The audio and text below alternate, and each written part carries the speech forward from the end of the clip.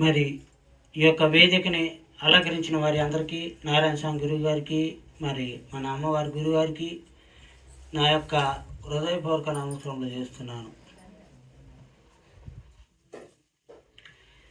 దివ్యాత్మ బంధువులారా, 84 లక్షల జీవరాశులలో మానవ జన్మ ఒకటి ఉత్తమైన జన్మ అయినది ఎట్లనగానంటే, మరి హృదయములో దైవనామస్మరణ ఉచ్చారణ ఎవరైతే చేస్తారో చెయ్యగలుగుతారో మరి వాళ్ళదే ఉత్తమైన జన్మ అని చెప్పారు.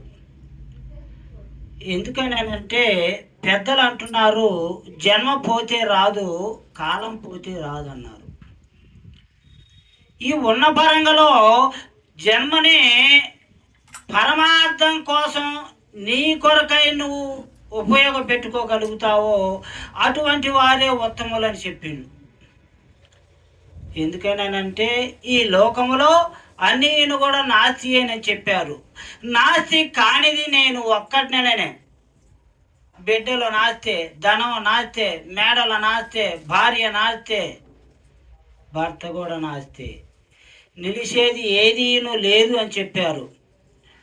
మరి ఏం నిలుస్తుందాయా, ఏం చేస్తుందాయా అని అంటే, ఈ లోకంలో ఉన్నది వస్తువు ఒక్కటే భగవంతుడు.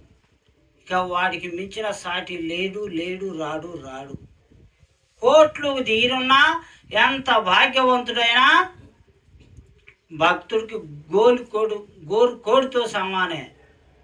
కోట్లు ధనం ఉన్నాను కానీ ఎందుకు పనికిరాదని చెప్పారు మరి పెద్దలు. ఎందుకనంటే ఏం కావాలన్నా ఇచ్చేవాడు ఒకడున్నాడు కదా. ఇవాళుండి రేపు పోయేదాన్ని మనం ఊగులాడుకుపోయేదాన్ని దాన్ని పట్టుకుంటే నీకు అండవుడు, రక్షవుడు. అందుకని మరి ఈ లోకంలో భగవంతుని నామం చేసిన వాళ్ళే గొప్పోళ్ళు అని చెప్పారు మరి పెద్దలు. వాళ్ళు ఎవరాయా, ఎట్లున్నారాయా? మరి సత్తెనపల్లి ఫిరోజీ గురువు గారు, ధర్మారం సుబేతాత గురువు గారు, సక్కుబాయి, మేరాబాయి, మరి మహాతల్లులు, మహానుభావులు ఎంతోమంది ఉన్నారు, తరించగలిగినారు. కానీ వాళ్ళతో పాడిపోయిన వాళ్ళు చాలా మంది ఉన్నారు, కోట్లు తీరిపోయిన వాళ్ళు కూడా ఉన్నారు.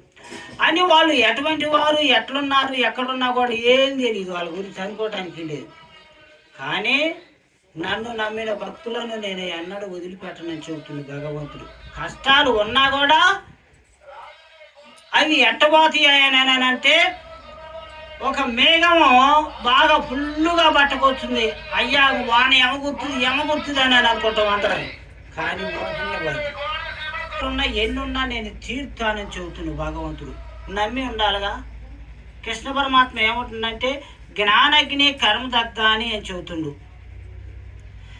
జ్ఞానం ద్వారాగా అనేక జన్మల్లో చేసిన పాపం కూడా మొత్తం పటాపంచలైపోద్ది అని అంటాడు.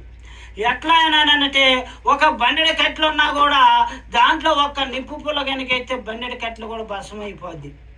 మానవుడు కూడా అనేక జన్మల్లో చేసిన పాపాలు కూడా పోవాలంటే ఒక జ్ఞానం ద్వారాగానే పోద్ది. కానీ ధనం ఎంత ఉన్నా పోదని చెప్పారు. కోట్లు ధనం ఉన్న వాళ్ళు ఉన్నారు, ఇచ్చేవాళ్ళు. శరీరానికి ఉన్న రోగాలకు పోతాయా? పావు. దేనివల్ల పోతాయి? ఒక భగవంతుని నామాన్ని ఉచ్చారణ కనుక మనం చేయగలిగితే దానికి పోయే అవకాశం ఉన్నది. అందుకని ధర్మారం సుబ్బయ్య తాత గారు కూడా అన్నాడు, ఎత్తి తిని ఎన్నియో జన్మములో, ఎత్తి తిని ఎన్నియో జన్మములో, ఇక ఎత్తగానున్నటువంటి జన్మములు ఓపెగలేను కదయ్య కృష్ణ. నా వినభమాలకించి భవవేదన వాపి కన్నను చేయుబోకుమా కృష్ణ రమేశ క్లేశవా.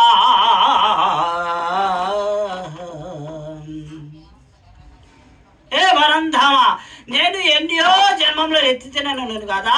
ఆయా జన్మలలో కాళ్ళు లేక, చేతులు లేక, తినటానికి తిండి లేక, ఉండటానికి ఇల్లు లేక, చేసుకోవడానికి చేను లేక మలమలమల మాడిపోయి ఉన్నాను కృష్ణ. అయితే నాకు ముందు జన్మలు కూడా అన్ని ఏగపడుతూనే ఉన్నాయి కదా పరంధామా. అటువంటి జన్మలో నాకు దేవా భవవేదన బాపి, హే పరందామ, నా మనసంతా నీ కోసం తాపత్రయపడుతున్నది, ఖండన చేయుబోకుమా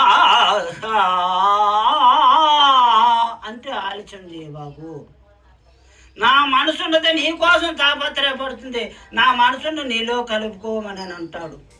ఎందుకంటే మానవుడు మళ్ళా జన్మకు వచ్చినా కూడా గొట్టలే దెబ్బ పడతాయి. జన్మ రహస్యం కావాలా, భగవంతులలో మనం ఐక్యం కావాలంటే ఒక మానవుడే తరించగలుగుతుంది తప్ప ఎవరి వల్ల కాదు అన్నారు. ఎందుకంటే మళ్ళా ఒక జన్మ కినక వచ్చినమంటే ఉన్న బాధ, లేకపోయిన బాధ, తిన్న బాధ, తినకపోయిన బాధ, శరీరాలంతా దద్దరిల్లిపోతాయి రోగాలతో చెప్పిండు బ్రహ్మంగారు కూడా. అయితే ఈ యొక్క శరీరానికి 360 రోగాలు వచ్చి వైద్యుడు కూడా అలివాక జుట్టు బీక్కొని సచ్చేనాయి అని చెప్పిండు.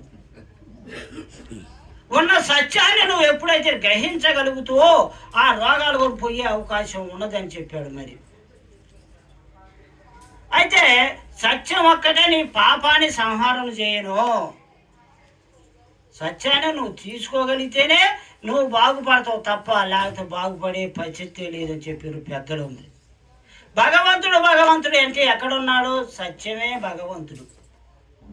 నువ్వు నడక దూరంగా నడిచినావు అనుకో, భగవంతుడు అనుగ్రహం నీకు కలుగుతుందని చెప్పిండు. మరి అందుకే మరి ఒక తత్వ రూపంలో కూడా మరి అన్నారు, ఆ తల్లిదండ్రి అతడే నీ ఇల్లు వాకిలతడే, తల్లిదండ్రి అతడే నీ ఇల్లు వాకిలతడే, ఆ పాండురంగడు నాడురా,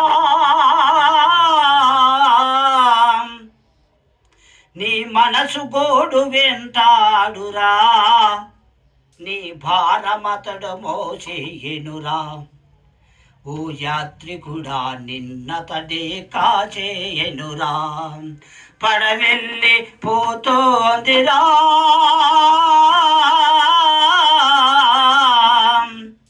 ఓ మానవుడా దరి చేరే దారే ఎదిరా, నీ జీవితమే కెరటాల పాలాయరా, పడవెళ్ళి పోతోందిరా.